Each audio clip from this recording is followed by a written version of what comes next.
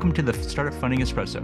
I'm Hall T. Martin, where we talk about how to raise funding and invest in startups and the time it takes to drink an espresso. If you have a question about startup funding or investing, please go to the website, startupfundingespresso.com, and type in your question into the chat bot in the lower right corner to receive an answer. I hope you enjoy this episode.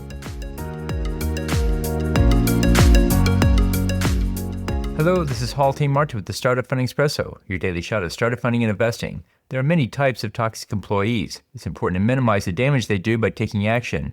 Here are some key steps in handling a toxic employee. Identify the problem and discuss it with the employee. For this step, gather information about the bad behavior and then talk to them. Make clear the behavior must stop and set a time frame for improvement. Many times, the toxic behavior comes from one trying to achieve their goals and doing it in a non-productive manner. In this case, provide coaching on how to achieve their goals and show what they must change. In some cases, the employee is a high performer and wants to run faster than everyone else. Give them the space to execute their own plans and minimize the disruption to others. Make clear the minimum requirements for working with others and participating in company activities.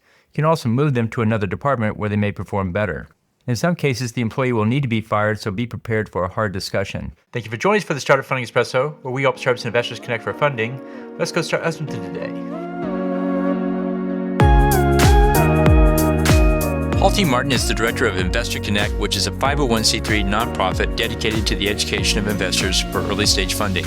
All opinions expressed by Hall and podcast guests are solely their own opinions and do not reflect the opinion of Investor Connect.